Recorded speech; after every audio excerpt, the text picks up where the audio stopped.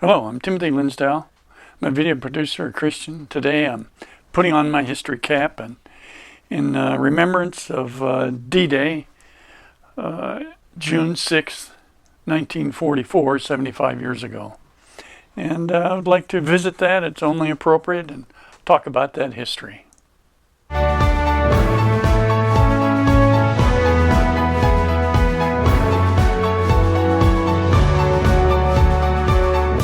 Obviously, as many of you know, it's the 75th anniversary of D-Day, the attack on Normandy beaches to reclaim Europe from Nazi oppression and to end that horrible war. Also, while you're at it, like and comment on my video and subscribe to support my channel if you would. Thank you. There are so many stories about that day. One of them is, what is D-Day? Well, D-Day is a common name for the beginning of a big military event or invasion. That's a pretty common word for that.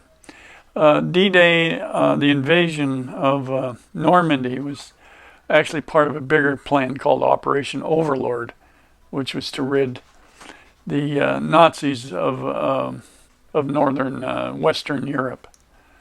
And so it opened a long-awaited second front against Germany, and the first front was the Russians in the east, and but the Americans had also were invading in the southern part of Europe and Italy. It took an enormous amount of planning. In my research, as I kind of thought it would be, the numbers are a little hard to come up with. There's no shortage of numbers. Accuracy is the struggle, as it would be with war, and that's usually the case. You may have heard that saying that all battle plans are perfect until the first shot, and that's a paraphrase of what many generals have said and other military historians. The whole operation was international. All of the Allies were pressed into this, at least most of them, into making this successful. They'd been putting this together in England for as much as 2 years to develop everything they needed. I've heard reports that they said there was so much equipment on Britain they were afraid it was going to sink. And it was packed, and they prepared and trained. There were casualties and deaths in the training process. It was so big. And I live in a military town in San Diego, and I understand the dangers of training where quite commonly, unfortunately, we'll hear training accidents and somebody being killed. It's our military members are stand in harm's way, whether they're on or off the shores. So it is the largest naval and land operation in history, and those numbers are huge also. As much as 7,000 naval vessels were involved, somewhere around 132,000 ground troops, let alone I think it was 30,000 air troops, I think, were involved in this also, that were dropped behind the lines. Some interesting history about some of that. The 101st and 82nd Airborne were involved in that. That was the first of that type developed for warfare. They dropped in behind the enemy lines to try to secure things behind the lines, cause as much havoc and damage as they possibly could. One of the famous spots for them to climb, I believe it was the Army Rangers, was Point du Hoc, which is kind of along the beaches that they were landing on. It's kind of a hook peninsula there. Germans had mounted big guns at that point, which they could easily have shelled those beaches and then, of course, the ships. But interesting enough, after the loss and struggle to get up that cliffs, these are high cliffs, there was beach attack there. When they got up on top of Point du Hoc, the guns were gone. The Germans had pulled them back into the forest, if you will. They were later found and destroyed, but the fog of war is what they say. German defenses in Normandy varied in effectiveness. Again, the difficulty of so-called perfect battle plans. There had been a major air assault by the Allies to try and bomb the defenses on shore, but unfortunately the visibility was so poor that most of the bombs lit behind that so-called wall of Fortress Europe, and wasn't as effective as our bombing wasn't as effective as it could have been. Also, they were supposed to bomb or shell the beach, like Omaha Beach, to create holes, like foxholes and that didn't work either. So, unfortunately, for those first waves on Omaha Beach, casualties were very high, very difficult. Allied effort everywhere made a difference to help make this a success for the U.S. and its allies. Dwight D. Eisenhower, the general in charge of this invasion, struggled with the political issues of the day and those in authority, but holding together an allied group was not an easy thing to do, but they managed to do it. In fact, he had even written a letter based on them failing in this mission so that it could be read. And what a tremendous weight that was for him to carry, knowing he was sending these young men, some of them barely more than boys, into that battlefield that would claim many lives. The paratroopers had an estimate of 75% casualty rate, which didn't go that high, but it was not unexpected. There's so much to that invasion, not just the establishing of 150,000 or more troops on the beachhead, let alone thousands of vehicles and something like 11,000 aircraft that were involved in that attack. And I mentioned before 7,000 ships and crafts of all sizes were also involved. And then from then on, the battle continued, and actually maybe some of the largest amount of casualties took place in that next year as they fought all the way until May of 1945 before they finally forced the Nazis to surrender.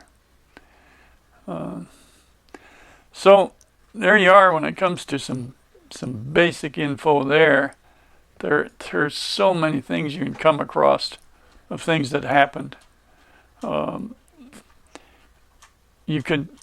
statistics are amazing. I saw one that Eisenhower had threatened to resign just a few months from D-Day because of differences that the leaders had.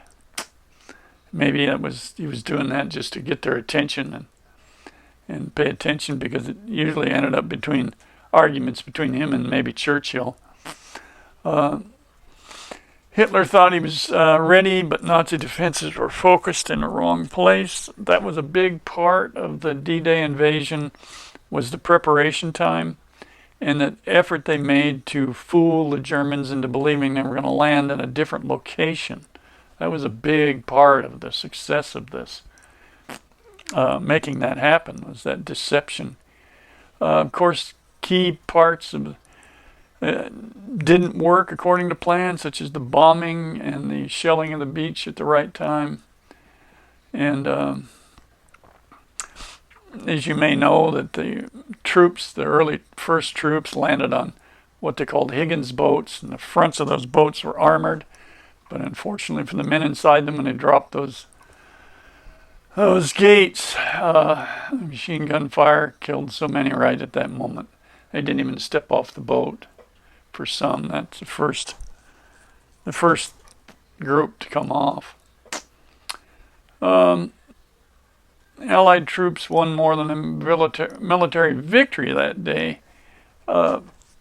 it it meant the quick overthrow of Nazi Germany and the end of that horrible war. It took time for all that to happen. Some other things that I looked for, these strange, quirky things. When I was taking classes in photography, something I learned about one of the war photographers, Robert Capa, who was a Jewish-born fellow from Europe that had survived getting out of Europe and and surviving the war. Well, anyway, let me start that again. I think I looked for some other interesting facts. There was only one photographer that was allowed onto Omaha Beach during the battle, and that was Robert Capa.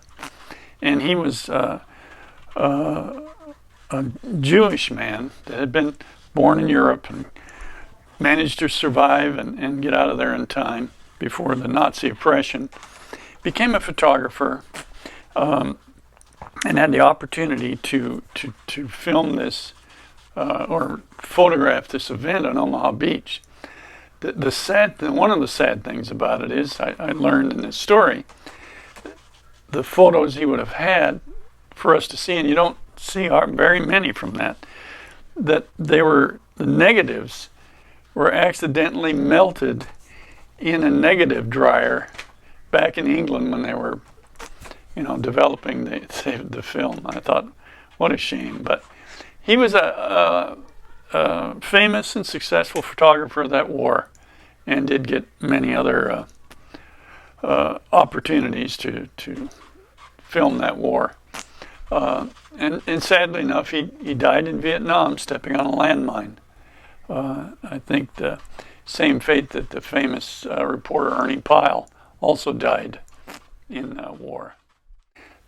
Everybody there was a hero, in my opinion, especially those guys that faced the gunfire when those Higgins boat's front gate dropped. But there was one fellow named Waverly B. Woodson Jr., and he was a medic. He was a black medic, and he was injured by a shell that exploded on the boat he was on, killing the man next to him, and peppered him with so much shrapnel that he thought he was going to die. But he was able to treat 200 soldiers, even being wounded. So another hero from that effort. I thought that was pretty interesting. The numbers. The fact that they were able to land about 150,000 in that first day, I believe it's a number like that, is really incredible.